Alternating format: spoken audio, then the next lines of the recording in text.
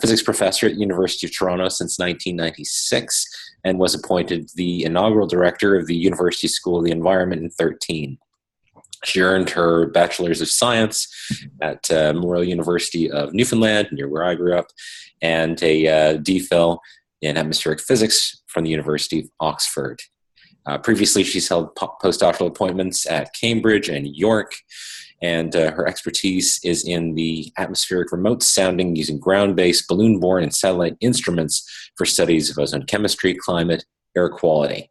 Her research interests include urban, Arctic, and planetary atmospheric science, long-term measurements of stratospheric and tropospheric trace gases, satellite validation, and laboratory spectroscopy. She's the deputy PI and theme leader for the PAHA, Probing the Atmosphere of the High Arctic Network, which runs the Pearl facility on Ellesmere Island. That's been in the news recently. She's also the founder of the University of Toronto Atmospheric Observatory, co-I on ACE and ODIN, and was PI of the Canadian FTIR Observing Network and director of another NSER Create program. This one was the training program in Arctic atmospheric science. In terms of planetary applications and things like that, originally, sorry,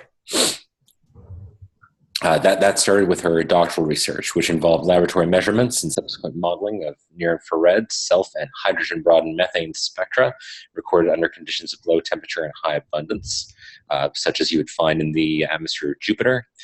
And that helps with future interpretation of spectra to be recorded by the near-infrared mapping spectrometer, which was an instrument on the Galileo mission. She continues to have research across Mars and Venus, collaborates with the Laboratoire de Météorologie Dynamique and their Mars Global Circulation Model, as well as the University of Michigan's Venus Thermosphere General Circulation Model.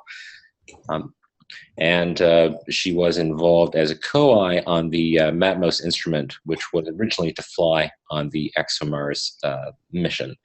So it sounds like Kim has a very extensive planetary expertise, and I'm very interested to hear her talk. So without further ado, I'll turn it over to her. Great, thanks, John. Long introduction. Is everyone seeing the title slide here?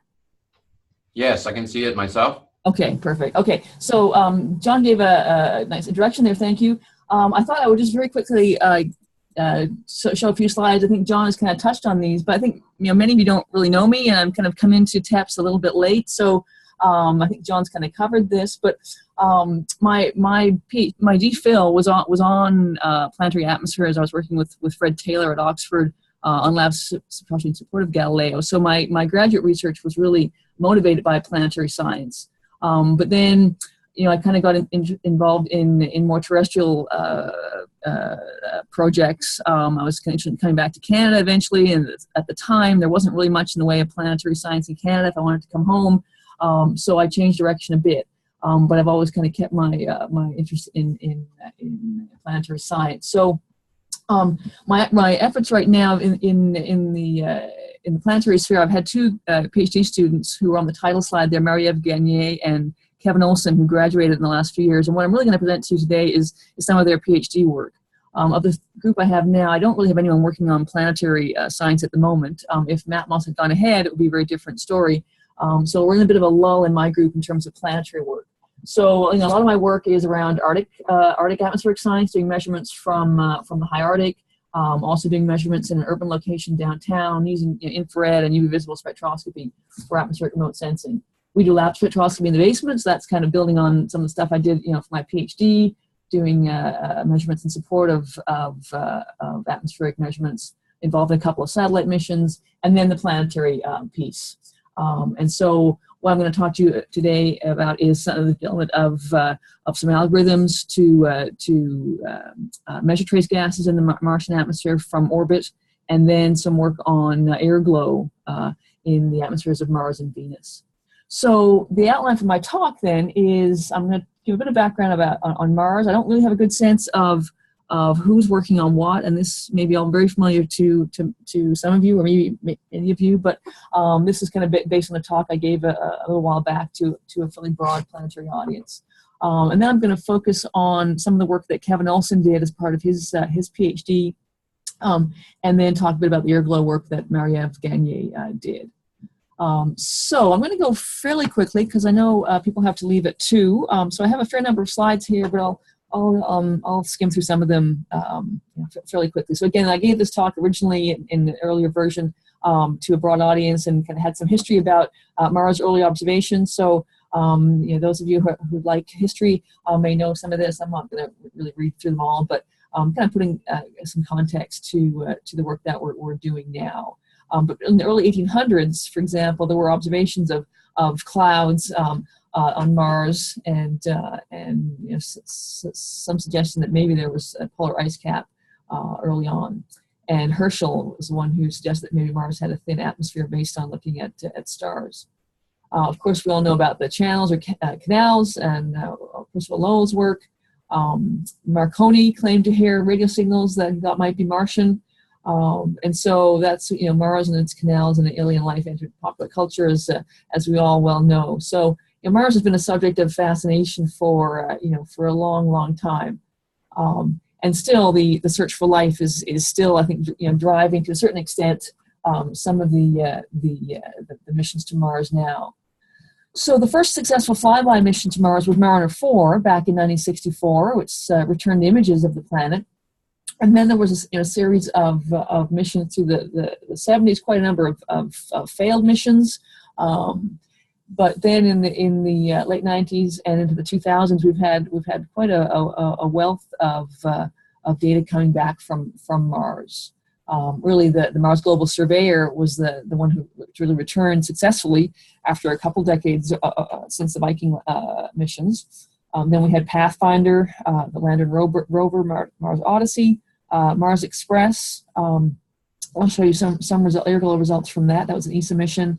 Spirit and Opportunity rovers, the Mars Phoenix Mars lander, the Mars Science Lab, and then the Indian Manga land mission, MAVEN, doing well, and then ExoMars, the Trace Gas Orbiter, but also they put a lander on the surface as well just last year. So Canada's first Mars mission was TPA, the Thermal Plasma Analyzer, which was really, I think, our first involvement in a mission to another planet. Maybe correct me if I'm wrong, but and that was launched in '98, and it was one of 14 instruments on the Japanese Nozomi spacecraft. And it was, the plan was to study the Martian atmosphere interaction with the solar wind, but the attempt to put it in orbit unfortunately failed, and that was sort of a disappointment to colleagues at the University of Calgary as well as elsewhere.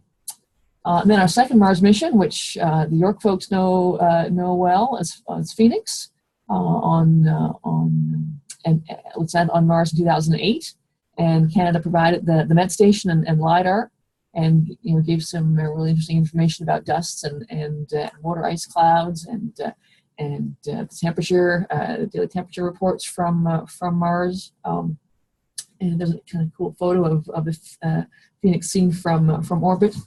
The Phoenix payload had this mast with the Met instruments on board, the temperature, pressure, and winds, and then the LiDAR instrument as well.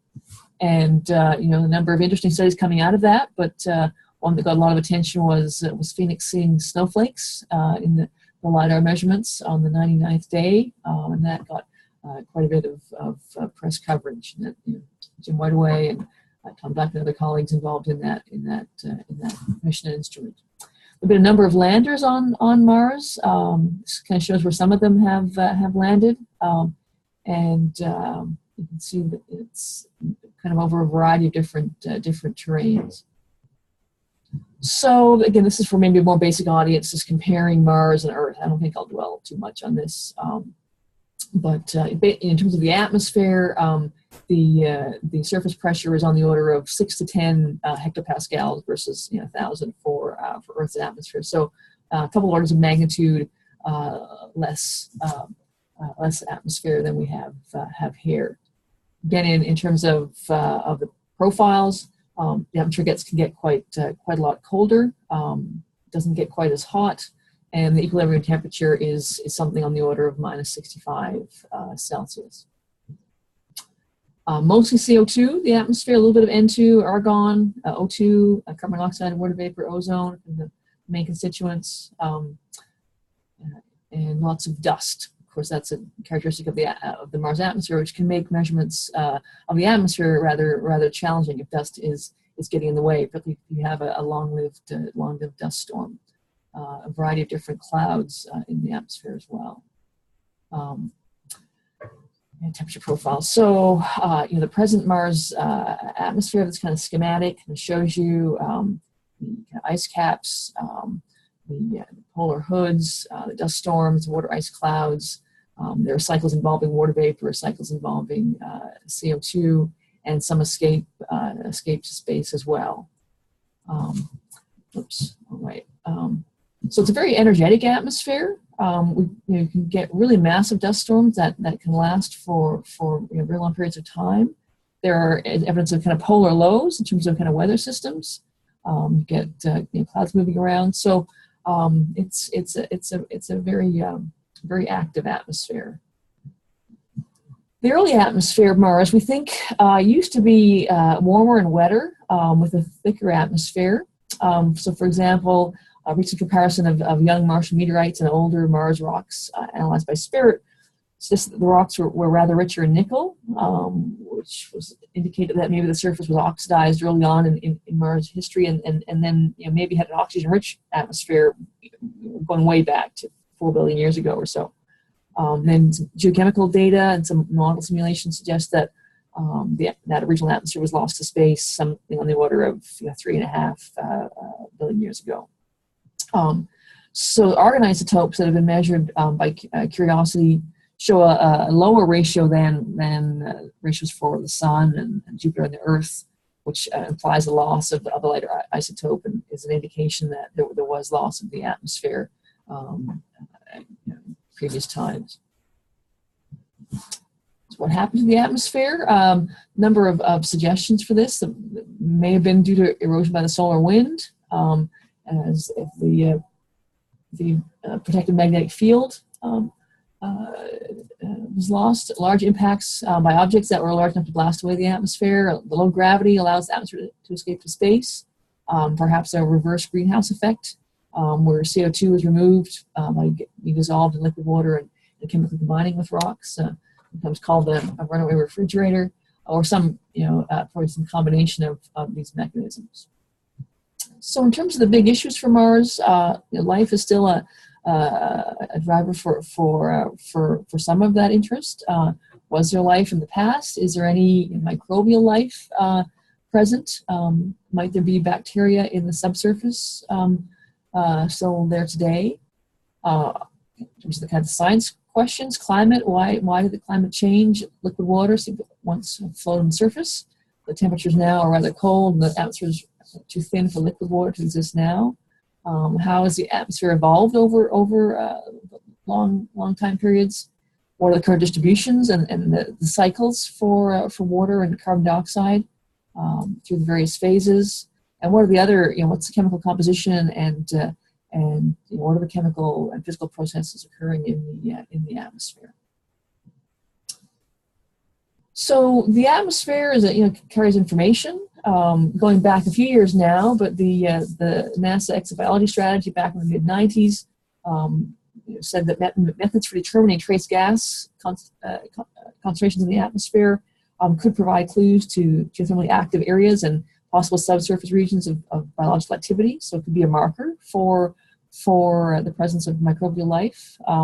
However, to complicate things, you can get very similar signals from geological process, from interactions between hot rock and water.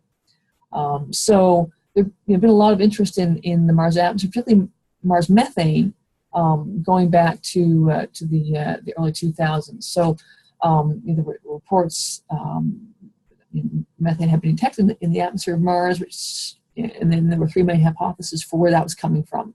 Was it due to biology, due to activity of microbes? Was it due to active geology, or from impacts of comets and meteorites? So there's been quite a debate about methane in the atmosphere. Have we detected it? I'm not going to really go into too much of the details about that.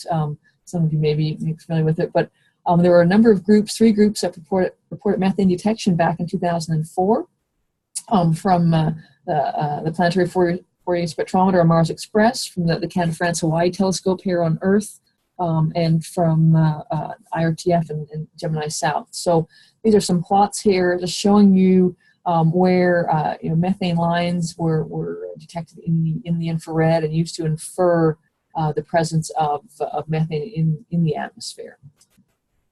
Why do we care about methane? So methane is photolyzed by sunlight fairly easily, broken down into atomic hydrogen and CH3. It has an estimated lifetime on the order of several hundreds of years.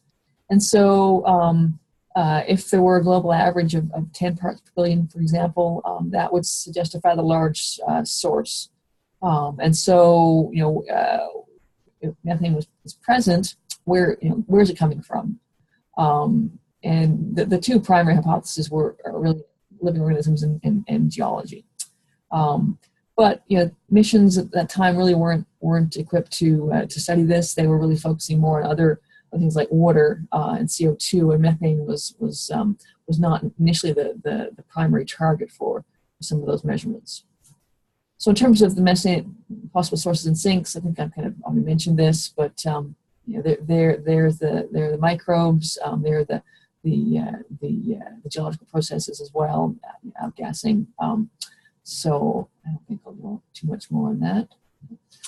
So going ahead to 2009, there were additional reports using, again, infrared spectrometers, suggesting that maybe there were localized methane plumes.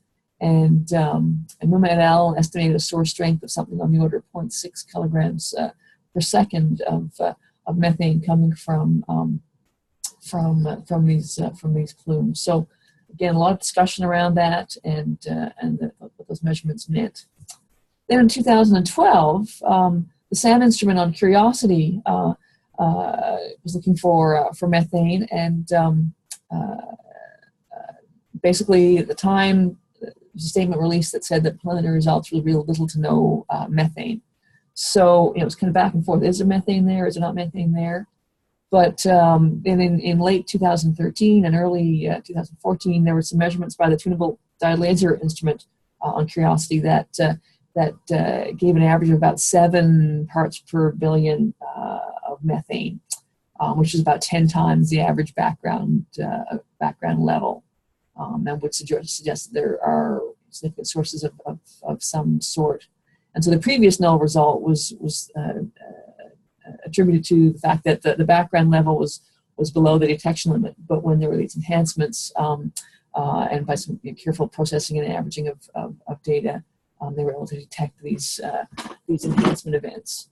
So there was some question about whether this was a seasonal effect, but I think they did not see similar enhancements when the seasonal cycle rolled around again. So there's still some still discussion going on around methane. So that's a bit of background. What I'm going to do now is kind of talk to you a little bit about some of the things that we were working on. And some of this is a few years old, but some of it's a little bit fresher. But just going to give you a sense of what we've been involved in with my group. So one of the things that Kevin Olson did as part of his PhD was he developed a dispersion model for Mars. The goal here was to try to determine spatial limits for detecting a point source above the background concentration of methane. And so that was kind of motivated by some of that material that I just presented. The question is, would an instrument on a rover be capable of detecting a methane point source if it wasn't directly downwind? And so, in terms of modeling work, at the time, a lot of the modeling work on Mars was really focused on more large-scale general circulation models that have, fairly coarse spatial resolution. And so, some of the observations were suggesting that there were very strong temporal and spatial variations that may indicate a methane source. So Kevin developed a methane dispersion model for Mars, looking at a couple of cases, one where you had no wind, very calm conditions, but you had kind of isotopic dispersion, and then another one where you had windy conditions, but you had the plume being driven by advection and being moved around in that way. So this was partly motivated as well by our participation in the Mars Methane Analog mission, which involved Ed Cloudis, involved a lot of white people at McGill, Winnipeg, MTV in Montreal, as some of the players in that project. And that had 2 field campaigns to the Jeffrey Mine in Quebec. And that was chosen because the geology there is somewhat similar to interesting sites on Mars, and there were fissures and some boreholes that could be possible methane sources. And probably what some of the people they were working on was trying to measure carbon isotope ratios to see whether you can identify or distinguish between biogenic sources and geological sources for methane. So there were a team of people involved in that. Kevin went along to both of those campaigns and kind of helped out a bit with some of the instrument measurements made by one of the McGill instruments. And so that, again, we're trying to, coming out of that, people were asking, well, how could you detect a plume? How would you model that? So Kevin went off and developed a little dispersion model. And I'm really not going to go into too much detail here. It's a GRL paper if you want to look it up. 5 years old now. But so using current estimates for Martian source strengths from the MUMA paper, for example, he found that these would be detectable only up to about 30 meters or so from the plume axis. As you might expect, the results are really affected by the strength of surface winds, and if the winds were quite light, the possibility of detecting in situ detection of methane would be increased. And so this plot here is kind of showing you model results for the Mars surface, looking at kind of a plume length and the distance from the plume that you can detect things using a variety of different wind speeds and a couple of different source strengths. And so I don't really want to get into too much of the details here, but basically what he was doing was working out how far away from the plume we could detect the methane under these various conditions. So if you want more on that, have a look at Kevin's paper. So then we put a lot of activity into getting ready for MATMOS as part of the ExoMars mission. So ExoMars was going to be an ESA, NASA, Canadian Space Agency mission with a trace gas orbiter and a landing demonstrator module to be launched in 2016 with a rover to follow a couple of years later. So one of the instruments on the orbiter was MATMOS, Mars Atmospheric Trace Molecule Occultation Spectrometer. And so this instrument was an ACE FTS-like instrument. So ACE is the Atmospheric Chemistry Experiment. It's a Canadian satellite mission. And on board it has a Fourier transform spectrometer that was built by ABB Beaumem in Quebec. And so it does solar occultation measurements. So if I just go to jump ahead 2 slides. So solar occultation, you're looking at the sun through the limb of the atmosphere. And so as you record spectra as the sun appears to rise and set, you get a series of measurements at different tangent heights. And so this kind of little animation here, but the plot on the left kind of shows you as much of tangent height going from the top, looking at 60 kilometers tangent height down to 15.9, how absorption lines get stronger and stronger as you're looking deeper and deeper into the atmosphere. And so you've got some methane lines there, you've got some HCl lines, just to kind of give you a feeling for kind of what type of measurements you get from an occultation mission. So ACE has been incredibly successful, and I've been involved in the ACE mission and validating some of the ACE measurements. And so the idea with MATMOS was to put an ACE type instrument on the ExoMars orbiter. And so an FTS instrument has a number of advantages. It has very high spectral resolution, so you can resolve a number of infrared rotational vibrational lines. The broad spectral range means you can measure quite a number of gases. You're looking at the sun, so you've got great signal to noise. And you're looking through a long path length along the limb, so you get fairly strong absorption. So the disadvantage is that you only get typically 30 measurements a day in Earth orbit, where you're doing 15 orbits a day, so you get 15 apparent sunrises, 15 apparent sunsets. So the global coverage is somewhat limited, but the measurements that you do get are very high quality vertical profiles of composition. So unfortunately, in 2013, NASA decided to withdraw from the orbiter, and there were a number of instruments on there that NASA was involved in, not just MATMOS, there were several others as well. And so at that point, we'd already recruited Kevin, and he was working with colleagues at Caltech and JPL, which is kind of where the leadership for MATMOS was. And so we kind of reconfigured things a bit, and so he continued to work on developing algorithms, that might be used in a future mission. In fact, Kevin's actually doing a postdoc now in Paris with the ExoMars team. So he's very happy. He's actually getting to play with some data, even though it's not MATMOS data. So the mission was then reconfigured when NASA withdrew, and the CSA withdrew as well. We tried to persuade them to go it alone, but they weren't really ready to do that. So Roscosmos stepped in and has provided a number of instruments. So they have provided a infrared spectrometer, but they are don't have quite the resolution and sensitivity of MATMOS, perhaps, but still we'll be doing measurements in the infrared, and hopefully will provide some interesting measurements that we had hoped to have gotten from MATMOS.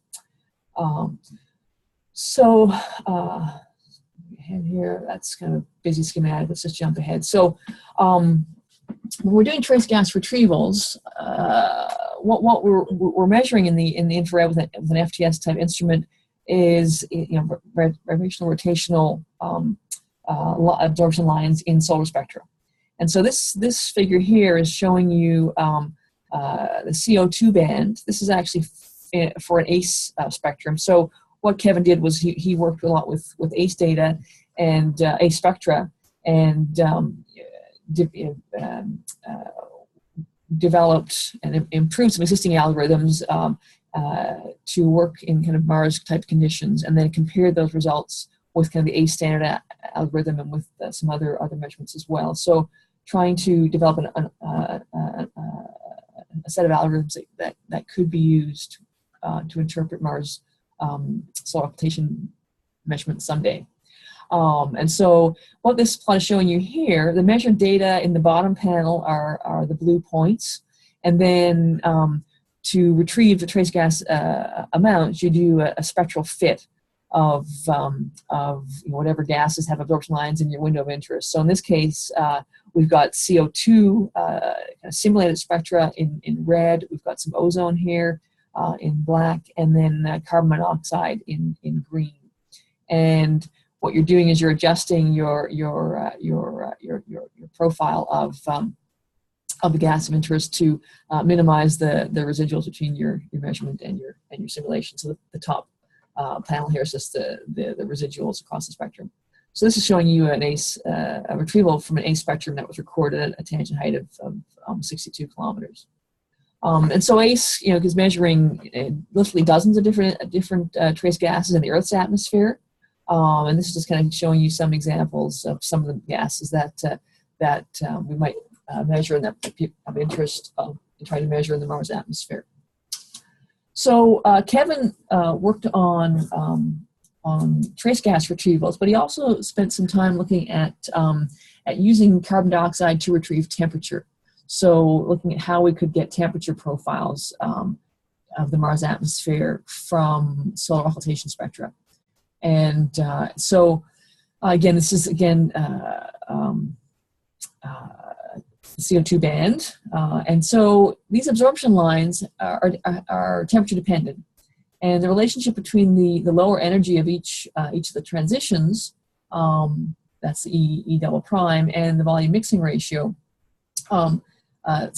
basically what we're really interested in is the concentration of a gas is a volume mixing ratio profile. But the way the retrieval algorithm works here is we basically get a scale factor to scale the profile to have our calculated and measured spectra agree. But what you can do here is you can show that by looking at a number of different absorption lines and plotting this retrieved volume scale factor as a function of the lower state energy, it's basically a straight line. And so, and that straight line has a dependence on temperature. And so you can use spectral data like this to derive temperature at a range of different tangent heights, and then put those together to get a vertical profile of temperature in the atmosphere. And so the next plot kind of shows some retrievals for, again, using ACE spectra. And so we have a retrieved temperature here in red. We have an independent retrieval of temperature that the ACE science team did based at the University of Waterloo. And then in these colored dots, we have retrievals of temperature from a number of different CO2 bands. And depending on the strength of those bands, you're sensitive to different heights in the atmosphere. So by putting together retrievals that span a range of different CO2 bands, you can put together a profile that extends over quite a range of altitudes, in this case from about 10 kilometers up to about 100 kilometers or so. This was just kind of one example of one of the retrievals that Kevin was doing for, obviously, the Earth's atmosphere. And the next one, I think, just cleans it up a little bit and takes away all the separate CO2 bands. And so what Kevin did to help to validate this approach was he compared his retrievals, which are indicated in this figure here by GGG, which is the JPL Caltech code that we were adapting. And he compared those retrievals to kind of the ACE standard retrievals in red here, and to COSMIC. So COSMIC is a network of half a dozen GPS instruments that uses bending of light to back out temperature profiles. So this just shows you some temperature profiles from all three of those. And these are averages over typically several dozens to up to 100 or so in different regions. So Kevin will become a subset of ACE profiles over kind of 4 different seasons and regions. And so the 1 sigma here is just the standard deviation on those means. And so, those are all kind of looking like they're more or less on top of each other. So if you look at the differences in the next plot, Kevin's can calculate the difference between COSMIC and the standard ACE retrieval, and then between his GGG retrievals and ACE and COSMIC, and kind of showing you that, in general, we're well within, plus or minus 5 degrees. Obviously, you'd like to be better than that, but in most cases, within a degree or so.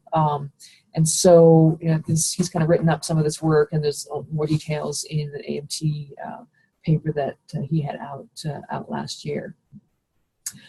Kevin also spent some time looking at dust. So dust can be a major issue for the Mars atmosphere, and you can get dust storms that before last for quite a long time. If you happen to be doing your occultation measurements when there's a big dust storm, that really can make the trace gas retrievals quite a challenge. So the optical depth can be quite high. This kind of here shows the optical depth at 1075 wave numbers, where it's regularly above half, and greater than unity in some cases. So these are measurements from Spirit. And so another thing that Kevin did as part of his PhD was to look at the impact of a dusty atmosphere on ACE type, ACE-like, ACE FTS-like measurements. And what they basically do is, with an FTS instrument, you're not recording a spectrum, you're recording an interferogram. So, I don't know how interferograms work, but you got a moving mirror, or in the case of the ACE FTS design, corner cubes. But you're looking at measuring the signal as a function of optical path difference. And then you're doing Fourier transform to get a spectrum. And so if you're recording spectra where the dust is basically changing the baseline of your interferogram, that's kind of the impact that it has. It's kind of analogous to having a variation in solar intensity in which we sometimes see with Earth's ground-based spectra from Earth. So he kind of worked out a way to correct the variations in interferogram baseline to help remove the impact of dust on some of the trace gas retrievals. So, in the interest of time, I wasn't going to go into detail on that, but just to mention that we did do a little bit of work on that. And this particular plot kind of just shows you how dust can affect the solar occultation type spectra. So Kevin wrote that work up in a Journal of Molecular Spectroscopy paper last year as well. So in terms of our Mars infrared work, then, so we worked on a dispersion model for a Mars methane point source emission.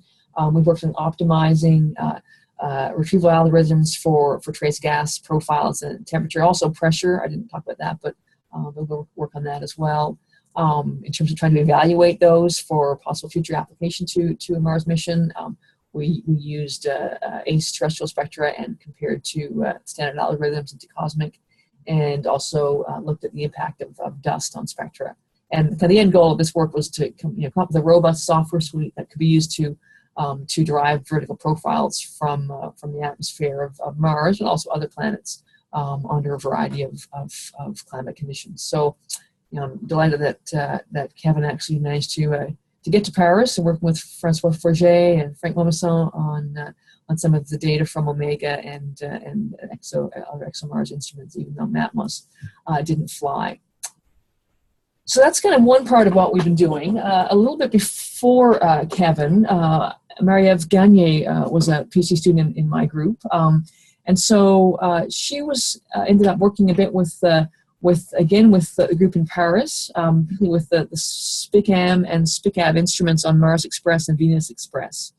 And so, again, we're looking at some motivation was related to atmospheric temperature. The thermal structure of the middle atmosphere of Mars is not very well known.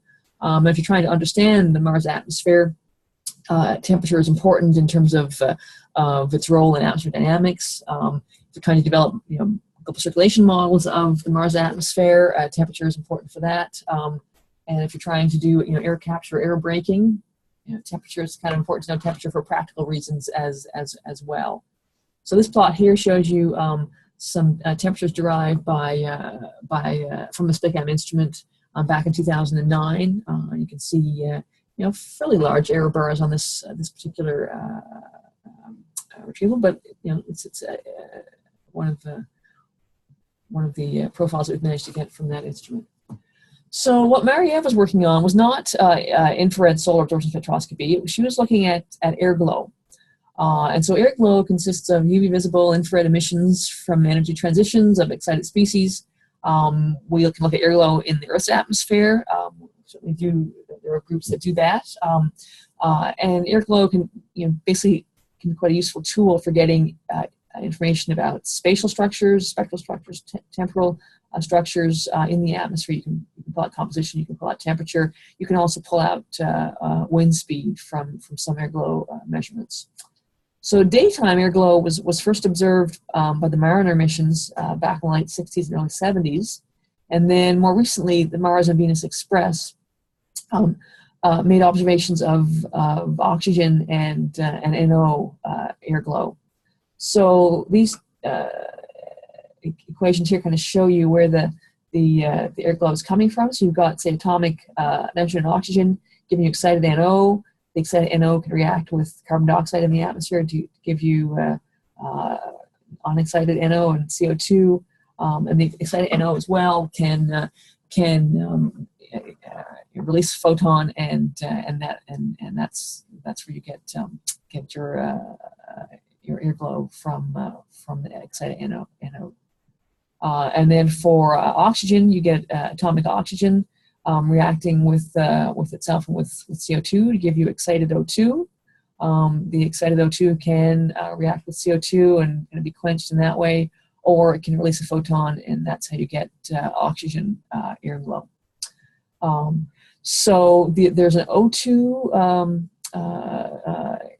actually a night glow layer at a slightly lower altitude, and above that, a bit above that, is a night glow layer from NO. So what these air glow spectra look like is something like this. So this is showing you, it's really in the UV. We're looking at 130 or so up to 300 nanometers here, and you can see some of the NO features are between 200 and 300 nanometers. So these are some of the airglow features. So it's an emission rather than an infrared solar absorption signal. So Marie-Ève developed an airglow model. So we're trying to pull out here is a volume emission rate, which is the number of photons that are being emitted per second per volume. And so that first equation is just kind of comes naturally from the family of equations that was on the previous slide. You can work out a steady state concentration of excited O2, for example, in terms of the rate constants and concentrations of atomic oxygen in the background atmosphere. And then you can get a volume emission rate, is that concentration of excited O2 divided by the decay. And so let's do integrations of that over altitude to get measured intensity. So she worked with our collaborators in France and also in Spain and also in Michigan and NASA Ames, working with a couple of different global circulation models to get an atmospheric background for Mars and Venus conditions. And so these plots here are kind of showing you some number density profiles that she was using in her airglow modeling. If you can measure airglow emissions from excited O2, for example, you can then use those to derive atomic oxygen densities, and that's what's coming out of this equation here, with some references. Anyone really wants to look at this in more detail. And so she calculated O2 volume emission rate profiles, and then fitted it to kind of an expected distribution. In this case, for kind of upper mid latitude conditions in the Mars atmosphere, seeing how well she could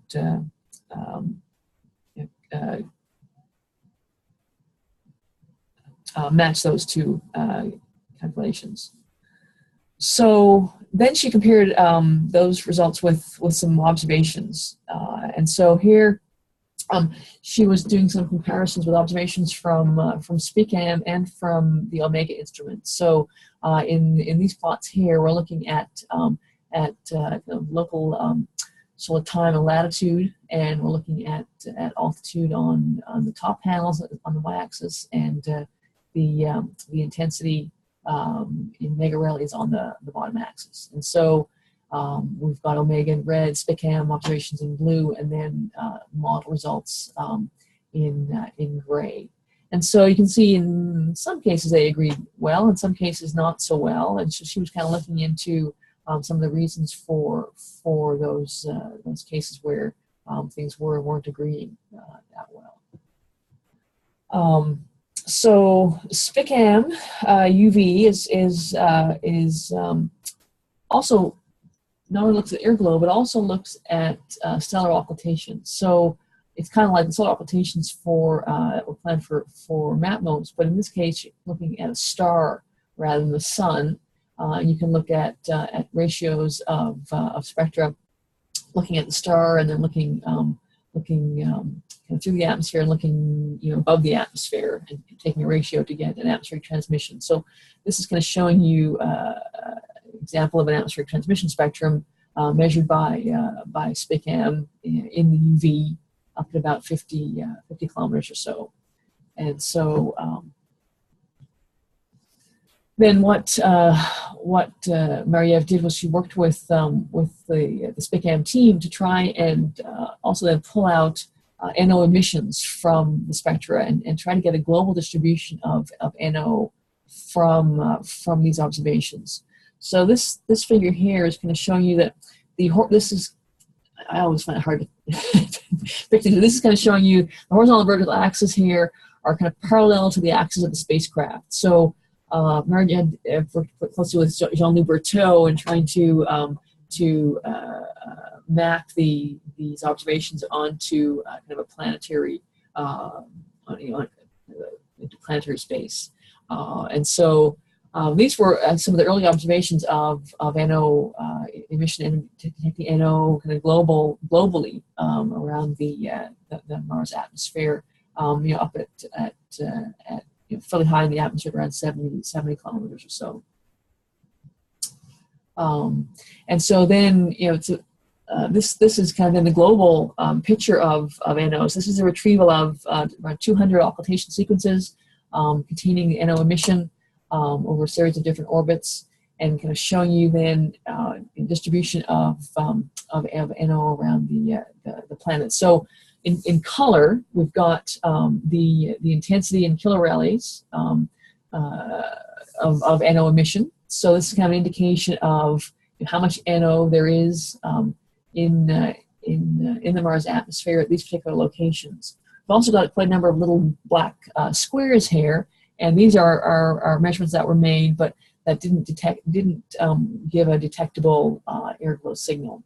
So it's rather spotty, but as I said, was one of the first times we were able to get some kind of spatial distribution of NO around the atmosphere of Mars.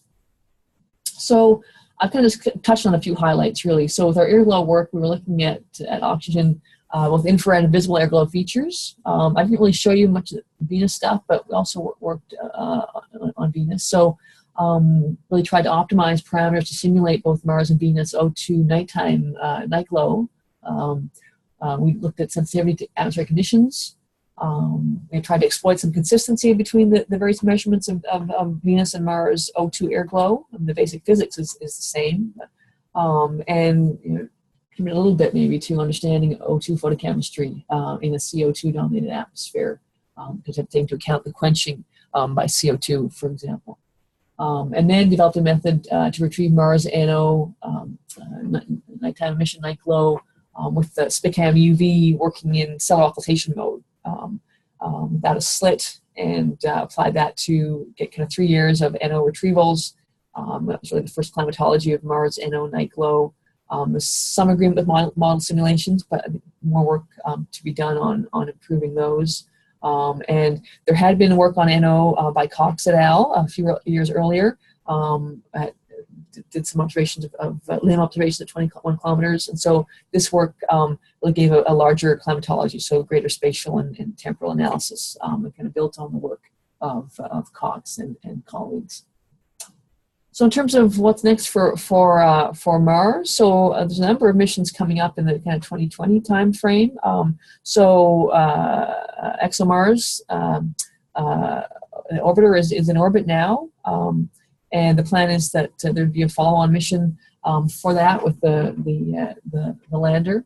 And then in terms of NASA sees the Mars 2020 mission.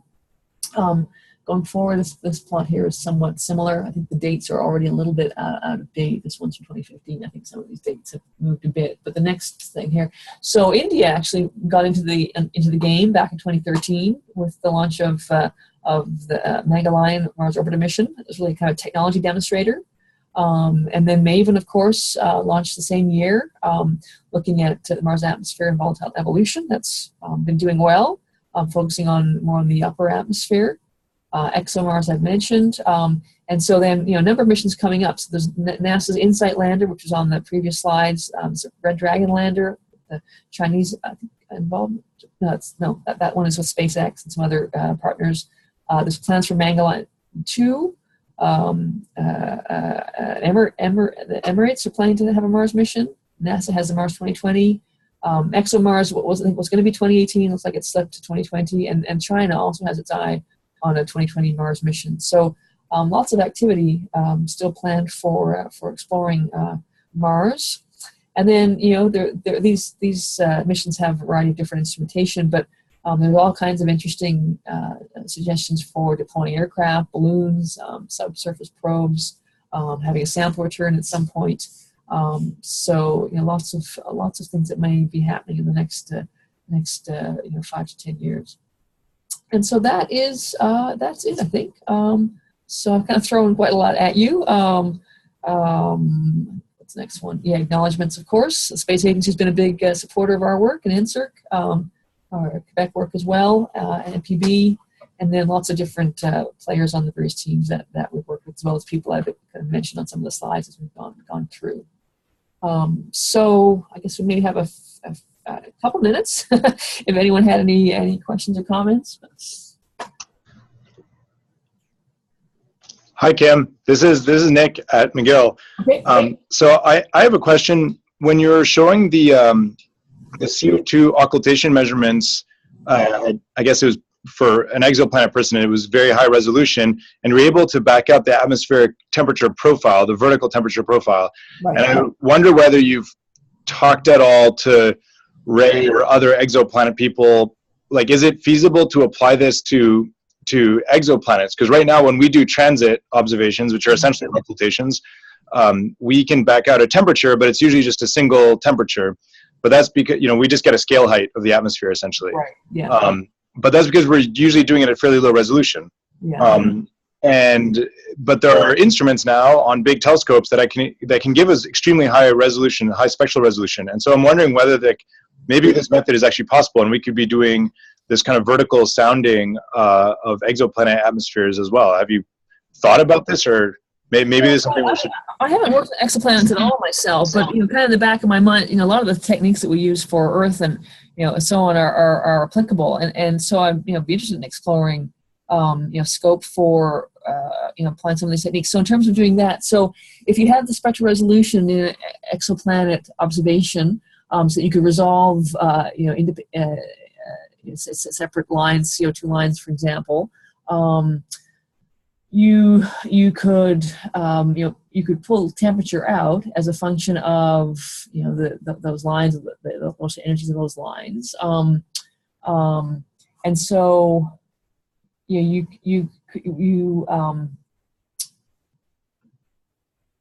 what we do is we have with a solar radiation spectrum, we have a series of lines, right? And so for a given altitude, we pull out a single temperature from looking at Can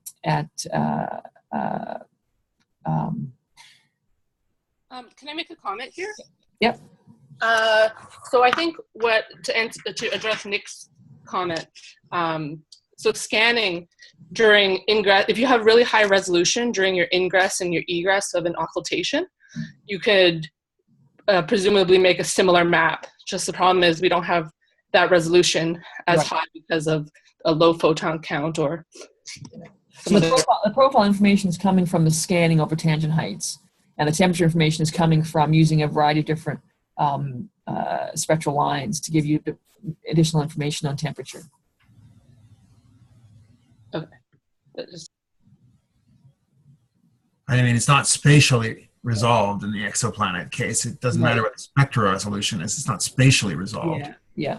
Right. Yeah. I mean, you would necessarily be getting a sort of an averaged vertical temperature profile averaged over the entire day-night terminator of the planet. But anyhow, I thought it was really interesting. It'd be fun to talk about it more. So before I hog too much time, let's do a round table and make sure that everyone has a chance to ask you questions. So how about University of Montreal? Is Rene still on the line, or has he gone to teach? He just left. Okay. Is there anyone at Toronto other than Kim?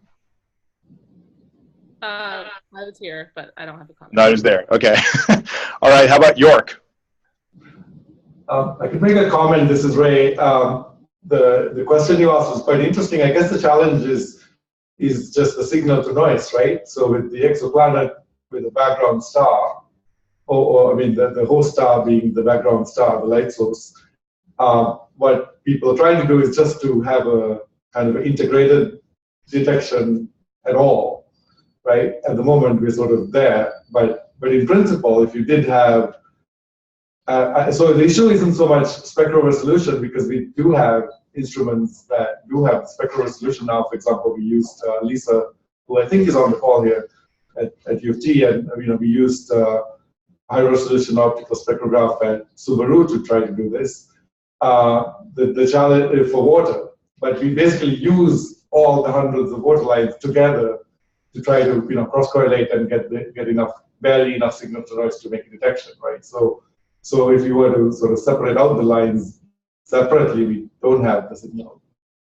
Anyway, maybe I'm missing something, but that's my take on it. No, that actually makes sense, Ray. I guess I'd forgotten that we have to use cross correlation, and so we kind of assume a certain template spectrum. And I think the whole point of that slide of Kim's was that the template spectrum is actually weekly temperature dependent, and so you'd have to kind of try out different shapes of template, which might be hard. Yeah, next level of detail, right? So at the moment we don't have the sensitivity to see that, but it's certainly worth for it. Are there questions or other comments from York? I guess I have a question about methane. You talked a lot about it. I mean, in your mind, in the kind of broader perspective, do you think that establishing methane on Mars and its possible seasonal variation and its source is that sort of the next big thing, short of obviously evidence of life? But yeah, I mean, that's certainly a big interest of atmospheric scientists, and because that could be the indicator of life, right? But the challenge is how do you separate out the sources, and so that I think is where a lot of attention is being focused because of that. But yeah. Mm-hmm. So any of these 2020 missions specifically target like going after methane, or? I don't know the packages that well, I have to say. Yeah, I think some of them do have some instrumentation, but Well, maybe a better question, Kim, is with what abundance do you need to measure at? Because you look at NOMAD, they're going to get it to within 20 parts per trillion, they claim. Yeah. So do you need to do better than that? And do you gain anything if you do better than that? So it's more a matter of figuring out detecting it first of all, right, and mapping out the distribution. So the background is around 0.7 parts per billion roughly.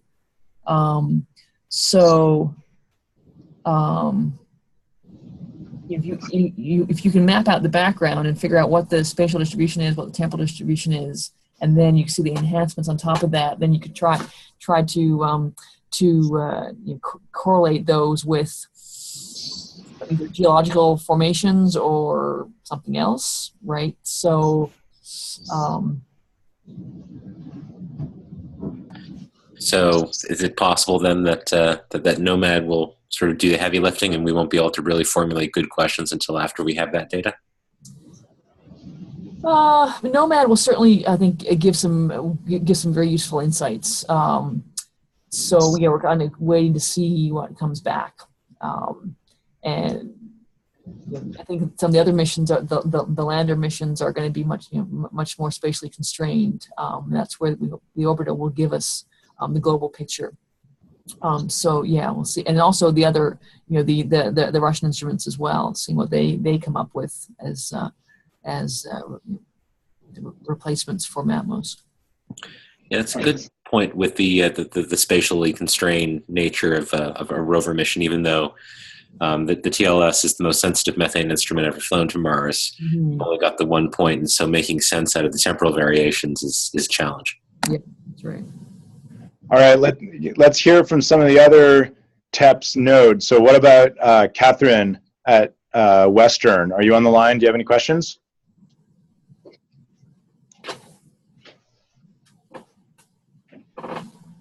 Okay, how about Brett Gladman at UBC?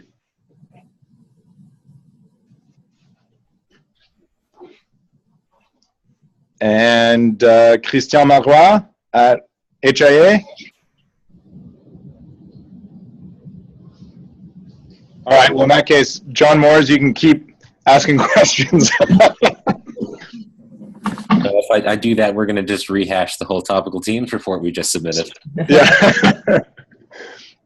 All right, well, if there's no further questions, are there any questions here, McGill?